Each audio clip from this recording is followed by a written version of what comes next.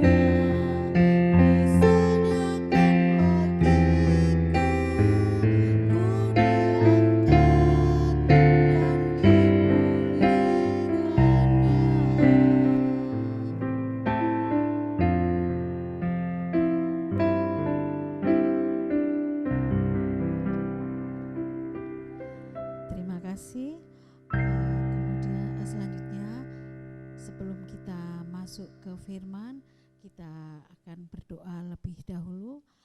Mari kita berdoa, kami hantarkan. Bapa kami yang ada di surga, Bapa yang kami sembah di dalam nama Tuhan kami Yesus Kristus. Pada malam hari ini ya Bapa, anak-anak-Mu berkumpul di sini Tuhan untuk memuji serta memuliakan nama-Mu. Terlebih-lebih Tuhan untuk mendengarkan firman-Mu. Bapa, kami serahkan persekutuan ini dari awal pertengahan hanya di dalam nama Tuhan kami Yesus Kristus. Dan kami juga berdoa Tuhan untuk Ibu Kartika yang akan menyampaikan firman Tuhan pada malam hari ini.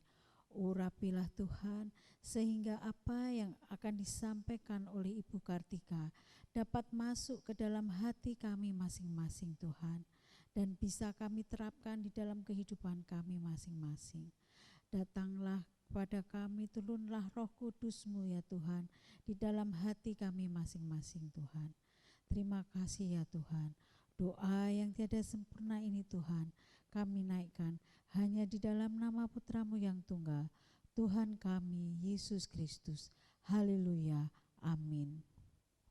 Terima kasih Bapak Ibu sekalian. Selanjutnya kami akan mendengarkan firman Tuhan yang akan disampaikan oleh Ibu Kartika Anung. Kami persilahkan Ibu Kartika. Ya, selamat malam Bapak Ibu yang dikasihi Tuhan. Sungguh satu kesempatan yang boleh kita syukuri pada malam hari ini, kalau kembali kita dipertemukan untuk Jumatan dalam persekutuan doa di hari Jumat ini. Nah, firman Tuhan pada malam hari ini saya ambilkan dari kitab Kejadian 45, khususnya ayat yang pertama sampai dengan yang ke-15. Dan tema renungan pada malam hari ini adalah Tuhan punya rencana. Baik, bersama-sama kita akan membuka Alkitab kita dan kita akan memperhatikan bacaan firman Tuhan pada malam hari ini. Demikian firman Tuhan dari kitab Kejadian 45 ayat pertama sampai dengan yang ke-15. Yusuf memperkenalkan dirinya kepada saudara-saudaranya. Ketika itu Yusuf tidak dapat menahan hatinya lagi di depan semua orang yang berdiri di dekatnya. Lalu berserulah ia, "Suruhlah keluar semua orang dari sini." Maka tidak ada seorang pun yang tinggal di situ bersama-sama Yusuf. Ketika ia memperkenalkan dirinya kepada saudara-saudaranya. Setelah itu menangislah ia keras-keras sehingga kedengaran kepada orang Mesir dan kepada seisi istana Firaun. Dan Yusuf berkata kepada saudara-saudaranya, "Akulah Yusuf, masih hidupkah Bapa?" Tetapi saudara-saudaranya tidak dapat menjawabnya, sebab mereka takut dan gemetar menghadapi dia. Lalu kata Yusuf kepada saudara-saudaranya itu, "Marilah dekat-dekat." Maka mendekatlah mereka. Katanya lagi, "Akulah Yusuf saudaramu yang kamu jual ke Mesir. Tetapi sekarang janganlah bersusah hati dan janganlah menyesali diri karena kamu menjual aku ke sini. Sebab untuk memelihara kehidupanlah Allah menyuruh aku mendahului kamu. Karena telah 2 tahun ada kelaparan dalam negeri ini, dan selama 5 tahun lagi orang tidak akan membajak atau menuai. Maka Allah telah menyuruh aku mendahului kamu untuk menjamin kelanjutan keturunanmu di bumi ini dan untuk memelihara hidupmu sehingga sebagian besar daripadamu tertolong. Jadi bukanlah kamu yang menyuruh aku ke sini, tetapi Allah. Dialah yang telah menempatkan aku sebagai bapa bagi Firaun dan tuan atas seluruh istananya, dan sebagai kuasa atas seluruh tanah Mesir. segeralah kamu kembali kepada bapa dan katakanlah kepadanya, beginilah kata Yusuf, anakmu, Allah telah menempatkan aku sebagai tuan atas seluruh Mesir. Datanglah mendapatkan aku, janganlah tunggu-tunggu. Engkau akan tinggal di tanah Goshen dan akan dekat kepadaku. Engkau serta anak dan cucumu, kambing domba dan lembu sapimu dan segala milikmu. Di sanalah aku memelihara engkau, sebab kelaparan ini masih ada 5 tahun lagi, supaya engkau jangan jatuh miskin bersama seisi rumahmu dan semua orang yang ikut serta dengan engkau. Dan kamu telah melihat dengan mata sendiri, dan saudaraku Benjamin juga, bahwa mulutku sendiri mengatakannya kepadamu. Sebab itu ceritakanlah kepada bapa segala kemuliaanku di negeri Mesir ini, dan segala yang telah kamu lihat. Kemudian segeralah bawa bapa kemari. Lalu dipeluknyalah leher Benyamin, adiknya itu, dan menangislah ia. Dan menangis pulalah Benyamin pada bau Yusuf. Yusuf mencium semua saudaranya dengan mesra, dan ia menangis sambil memeluk mereka. Sesudah itu, barulah saudara-saudaranya bercakap-cakap dengan dia. Demikian firman Tuhan yang boleh menyapa kita pada malam hari ini. Bapak Ibu yang dikasihi Tuhan, tema firman pada malam hari ini adalah Tuhan punya rencana. Bapak Ibu yang dikasihi Tuhan, apa yang ada dalam benak seseorang jika seseorang itu menyakiti kita? Atau apa yang ada dalam benak kita jika ada orang lain yang menyakiti kita? Menerima? Diam saja? Tentu tidak. Pasti kita akan merespon. Bahkan mungkin ada sakit hati di dalam diri kita. Ada rasa marah, ada rasa jengkel. Bahkan mungkin untuk bertemu kembali dengan orang yang sudah membuat kita sakit hati, rasanya malas. Kita mungkin menghindar saat akan bertemu. Atau menunjukkan satu respon yang tidak baik untuk merespon apa yang sudah dia lakukan terhadap kita. Bacaan kita pada malam hari ini mengajak kepada kita untuk melihat seperti apa seharusnya ketika orang itu sudah dibuat sakit, baik secara hati maupun secara psikisnya. Kita belajar dari Yusuf. Yusuf tidak beda dengan kita, dia manusia biasa. Tetapi kita menyaksikan betapa mengagumkan seorang muda ini. Walaupun sebenarnya dia punya 1000 alasan yang sah untuk menganggap dirinya sebagai orang yang paling malang di dunia. Namun ia tetap tegar menolak perasaan itu.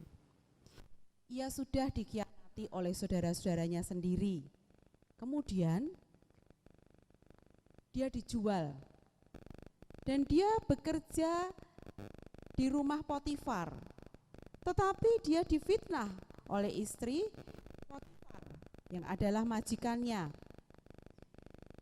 Dan karena itu kemudian ia mendekam dalam penjara.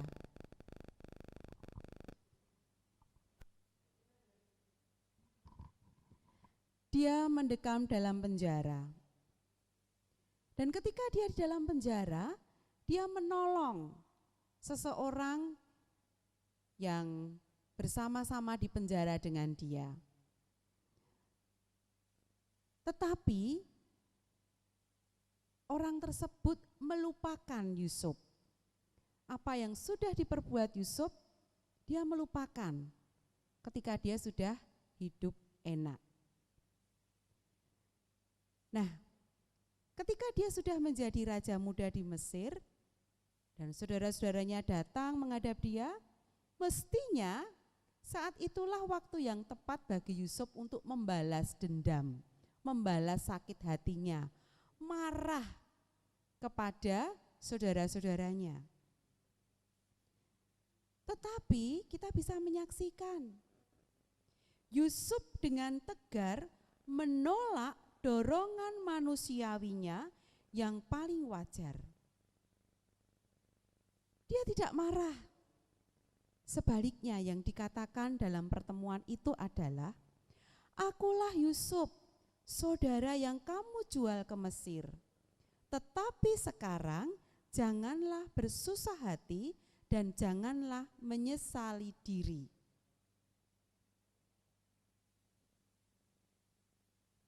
Luar biasa. Respon positif diungkapkan oleh Yusuf. Dan tidak berhenti sampai di situ. Dilanjutkan kembali bahwa sebab untuk ketika kamu menjual aku ke Mesir, itulah cara Allah untuk menyuruh aku mendahului kamu. Karena telah 2 tahun ada dalam kelaparan. Dan selama 5 tahun lagi orang tidak akan membajak atau menuai.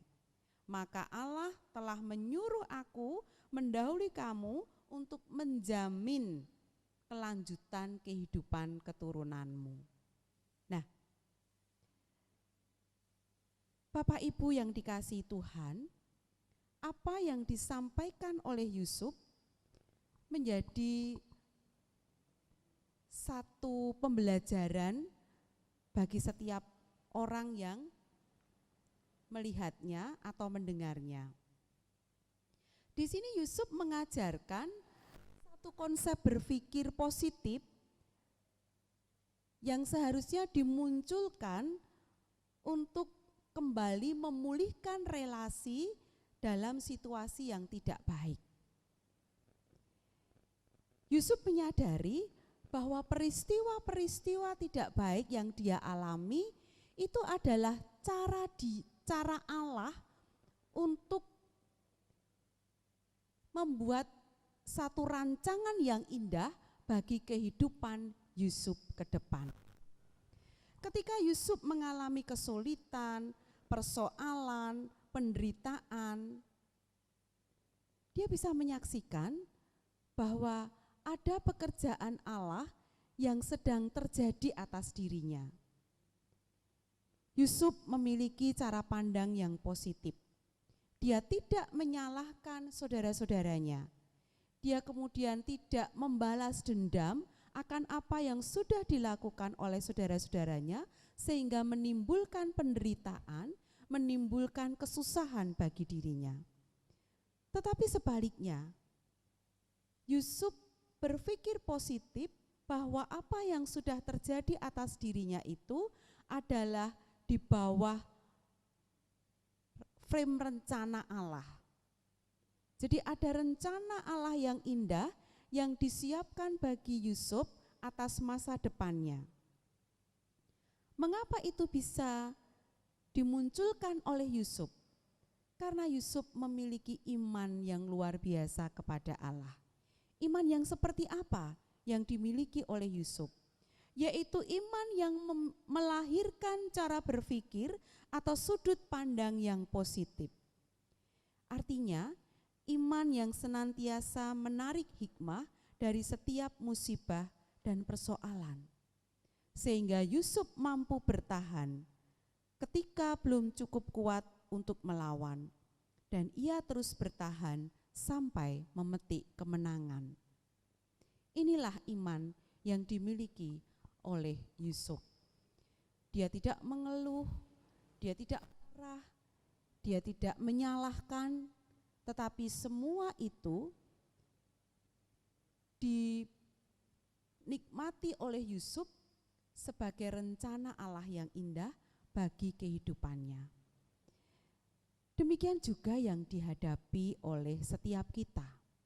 Ada banyak persoalan, ada banyak penderitaan, ada banyak hal yang berat yang menimbulkan kesedihan yang sering menimpa kita.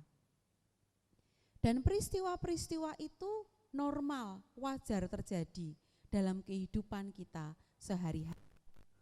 Hanya saja apa yang kita lakukan atas semua yang terjadi dalam kehidupan kita.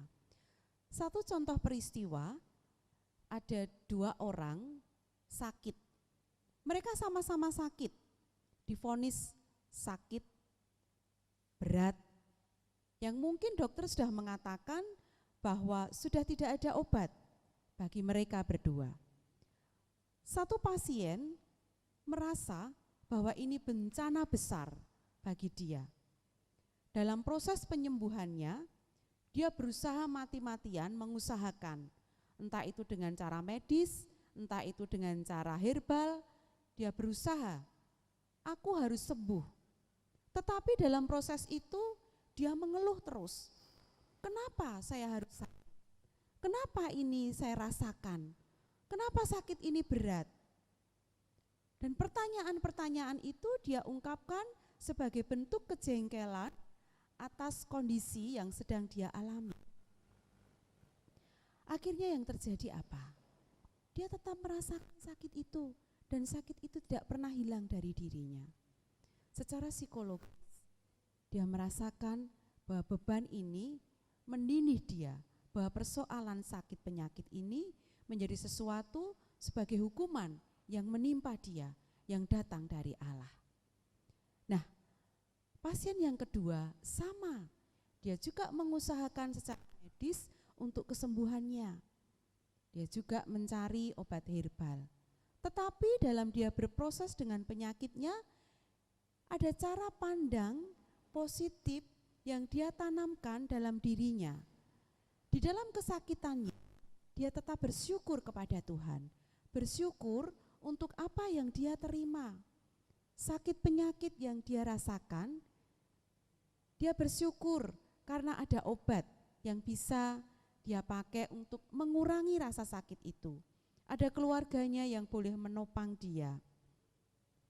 Dia boleh menyaksikan banyak hal di dalam proses merasakan sakitnya, di mana itu boleh menguatkan dia, orang-orang yang boleh mensupport dia.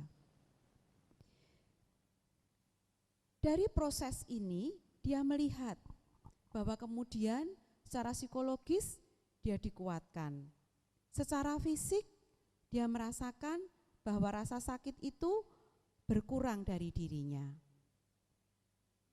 Dan dia berpikir, Tuhan, kalau memang Engkau menghendaki aku sembuh, pasti tepat pada waktunya kesembuhan itu akan datang. Tetapi kalau kehendak-Mu lain, di luar kehendak saya, maka semua kami kembalikan kepadamu. Saya harus yakin sepenuhnya bahwa Tuhan mengasihi saya dengan cara Tuhan. Nah, akhirnya pasien yang kedua ini dapat menikmati apa yang dia rasakan sebagai bentuk kebahagiaan di dalam penderitaannya. Dan kebahagiaannya itu ternyata menimbulkan efek yang luar biasa untuk kondisinya. Dia semakin kuat dan mungkin tidak sembuh, tetapi dia mampu menjalani hari-harinya dengan penuh sukacita. Berbeda dengan pasien yang pertama, keluhan, kemarahan, kejengkelan itu membuat kondisi fisiknya semakin menurun, semakin lemah, dan dia tidak mampu berbuat apa-apa. Dia semakin terpuruk. Bapak, Ibu, dan saudara yang terkasih, kalau kita perhatikan, dua kisah ini menjadi satu pembelajaran bagi kita. Mana yang akan kita pilih ketika kita menghadapi persoalan, ketika kita menghadapi penderitaan, apakah cara pandang negatif yang muncul atau cara pandang positif yang muncul? Seperti Yusuf ketika dia bisa mengungkapkan cara pandang yang positif, maka segala sesuatunya dipulihkan Allah, dikembalikan baik kembali. Yusuf dapat bersatu kembali dengan kakak-kakak dan adiknya, terlebih dia dapat merawat ayahnya yang sudah lanjut usia. Dan ternyata itu menjadi satu kebahagiaan Yusuf. Dia bisa istilahnya menjaga keturunan yang memang seharusnya tetap ada pada waktu itu. Bapak Ibu yang dikasihi Tuhan, persoalan tidak pernah meninggalkan kita. Dan itu fakta. Penderitaan, pergumulan hidup selalu diperhadapkan kepada kita. Sakit penyakit, pandemi COVID yang saat ini masih melanda, itu fakta, itu nyata, dan tidak bisa kita hindari. Hanya saja bagaimana cara kita memandang terhadap persoalan, terhadap penderitaan, terhadap pergumulan yang sedang kita hadapi. Yang diminta oleh Yesus, belajar dari Yusuf adalah bagaimana kita mensyukuri apa yang sedang terjadi pada kita. Cara bersyukur itu adalah dengan tidak mengeluh. Dengan mengucapkan kata-kata positif untuk diri kita. Dengan mengungkapkan kebahagiaan dalam situasi yang sedang kita alami. Dengan mempercakapkan persoalan, pergumulan yang sedang kita hadapi dengan Tuhan, tidak dengan yang lainnya. Tetapi bisa juga memakai manusia atau orang di sekitar kita untuk menolong kita.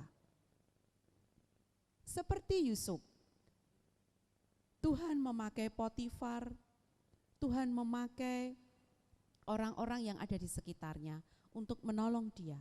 Dan itu dipakai Tuhan untuk menjadi kepanjangan tangannya. Kita juga harus memiliki keyakinan bahwa ada orang-orang di sekitar kita yang dipakai Tuhan untuk dipertemukan dengan kita, menolong kita, membantu kita meringankan persoalan, pergumulan, atau beban hidup kita. Kita tidak sendiri, karena Tuhan mengasihi kita. Seperti Yusuf, dia meyakini bahwa Allah mengasihi dia. Allah membuat kehidupannya semakin baik, dan itulah rencana Tuhan untuk kehidupannya. Sekalipun mengalami penderitaan, tetapi Yusuf merasakan, imannya mengatakan bahwa Tuhan mengasihi dia. Tuhan memberikan pertolongan tepat pada waktunya. Demikian juga dengan kita. Ketika kita sedang menghadapi persoalan, penderitaan, pergumulan, yakinlah bahwa Tuhan mengasihi kita. Dia tidak pernah meninggalkan kita. Dia ada bersama dengan kita untuk melalui penderitaan ini. Dia bersama kita saat kita menghadapi pandemi COVID-19 ini. Dia memberikan kekuatan imun di dalam tubuh kita. Dia membantu kita untuk kita mampu mematuhi setiap protokol kesehatan yang berlaku. Dia memberikan ketersediaan asupan makanan bergizi bagi kita. Dan yang penting adalah kita mampu mengelolanya. Kita mampu meyakini bahwa ada pekerjaan Tuhan yang turut campur tangan dalam proses kehidupan kita. Dan semua akan mendatangkan kebaikan. Karena rancangan Tuhan dikatakan di dalam kitab Amsal yang ke-23 ayat yang ke-18 demikian. Bahwa masa depan sungguh ada dan harapanmu tidak akan hilang. Ketika kita menaruh pengharapan kepada Tuhan, maka semua itu akan nyata, akan dibuktikan oleh Tuhan. Dan harapan itu tidak akan hilang. Tuhan menyediakan masa depan yang baik. Rancangan-rancangan Tuhan itu adalah rancangan damai sejahtera, bukan rancangan kecelakaan.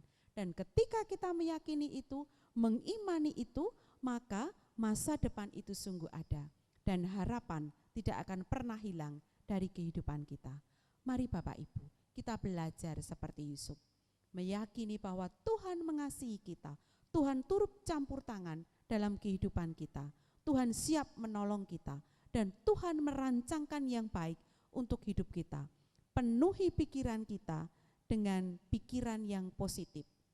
Dengan cara pandang yang positif. Sehingga semua akan menghasilkan kebaikan untuk hidup kita, hidup keluarga kita, hidup kebersamaan kita di masyarakat, hidup kita dalam berjemaat.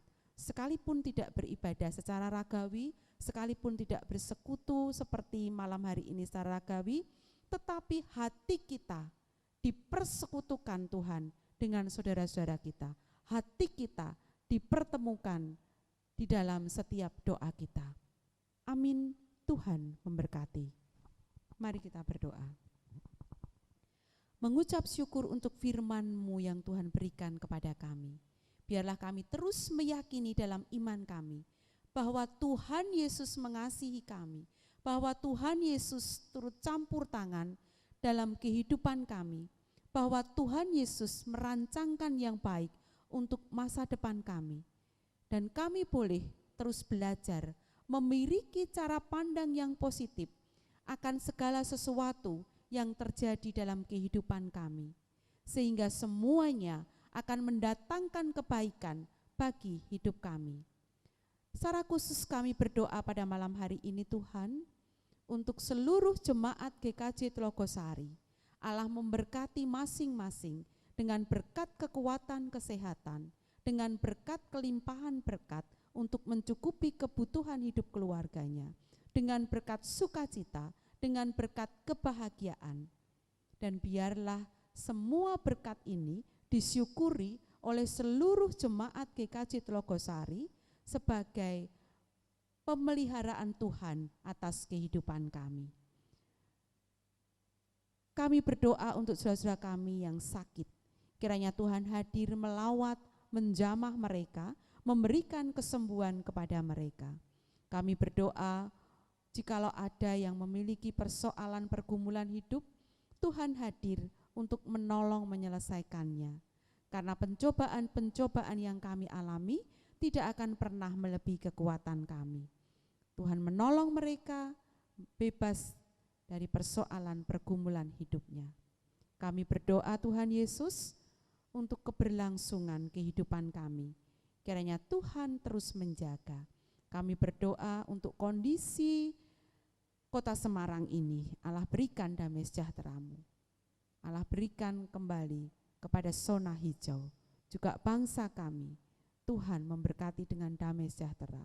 Pulihkan kondisi dunia ini Tuhan, bebaskan kami dari pandemi COVID-19 ini. Biarlah Tuhan memberikan kekuatan kepada kami semua untuk melalui kondisi ini. Tuhan segera memberikan kemampuan kepada para ahli untuk menemukan vaksin untuk melawan COVID-19 ini. Dan semua boleh menjaga keberlangsungan kehidupan manusia. Berkat-Mu untuk setiap kami yang boleh mengikuti persekutuan doa pada malam hari ini. Demi Kristus Yesus kami berdoa. Amin. Waktu kami kembalikan kepada Ibu Dolin. Terima kasih Ibu Kartika Anung yang telah menyampaikan firman Tuhan yang begitu indah. Semoga apa yang disampaikan oleh Ibu Kartika bisa masuk ke dalam hati kita masing-masing ya Bapak Ibu semua, dan bisa kita terapkan dalam kehidupan kita. Selanjutnya kita akan memuji lagu pujian Indah Rencanamu.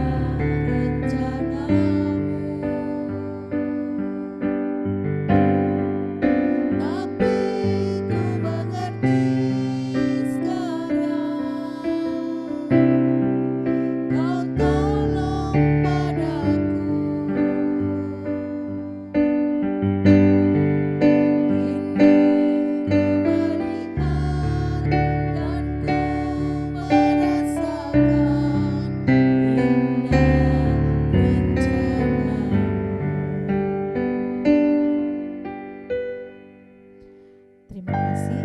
Selanjutnya adalah persembahan yang mungkin nanti akan dikelola oleh masing-masing blok. Selanjutnya kita akan berdoa, yaitu doa penutup kami hantarkan. Mari kita berdoa.